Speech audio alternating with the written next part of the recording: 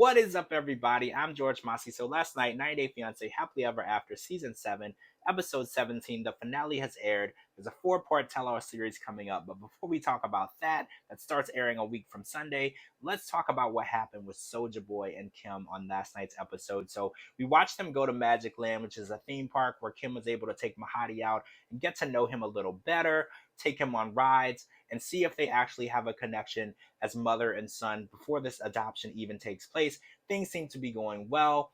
Muhammad does stress that before this situation can be resolved, they have to talk to their mother and make sure that they have their blessing before any of this could take place, which is understandable. Everything in their family has to be approved of, and there'll probably be some sort of contract that Kim would need to sign in order for that to happen. So Jamal is ready to leave, go back to the States. We watch him pack up and go. Him and Usman's relationship seems to be really good. I feel like Usman and Jamal got to know each other. They were able to have a good open conversation, a good bond, and I feel like Jamal entered the situation with an open mind, which was something that people were worried about because Jamal has been skeptical since day one. So everything seemed to be going well up until we see a scene with Kim and Usman in the hotel room, and there's a conversation between Usman and Kim that actually happens off camera, but we find out that Usman wanted the room to be cleaned and he wanted help from Kim to do so. And then there was some comments being made.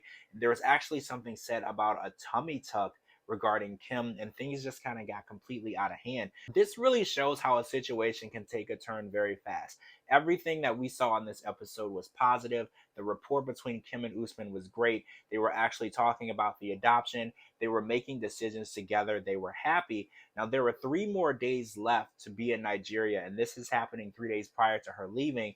They're actually in a huge fight, and Kim decides that she is unheard in this relationship. And even when she tries to explain herself, she tries to put her feelings out there, she feels that Usman doesn't hear her. And one thing that I noticed on this episode, and I've actually seen it throughout the season, is it's kind of a compromise off.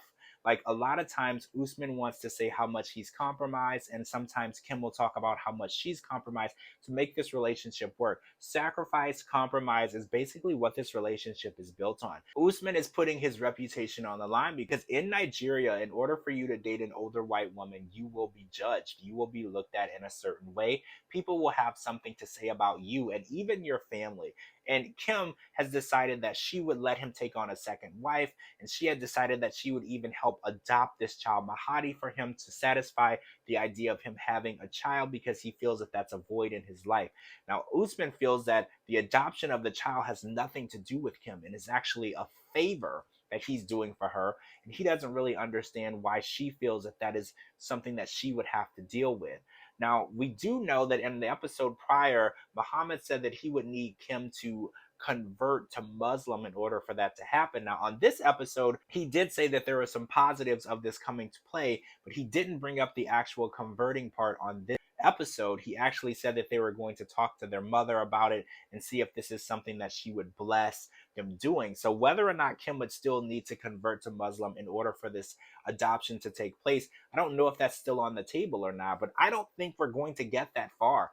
In this episode, we watch Kim walk away from the relationship, take off her ring, and say that she was done here. And I don't know if she meant done in that room, done in Nigeria, done in that relationship, or all of the above. Now, a lot of people on Twitter are super skeptical because they feel like she has done so much and she has attained so many blessings and approvals and permissions just for this relationship to happen. They don't see that she would actually walk away from that relationship. Now, on the tell-all trailer, we did see that Kim was also defending Usman, and there was a lot of people saying some bad things about him, negative things about him, and she was definitely defending him on the screen. And we watched Angela go against him one-on-one at the screen, and Kim wasn't having it. Kim was definitely standing up for him. So whether or not that breakup on this episode stuck, that is what we're going to have to watch to see, because we know that Kim is very, very in love with Usman. Soja Boy is her international superstar, and whether or not she's going to be able to choose herself and walk away from that relationship is the real question. All right, guys, I'm George Massey. Make sure you follow me on all social media platforms at George Massey and at georgemassey.com for all your 90 Day Fiancé news, interviews, and updates.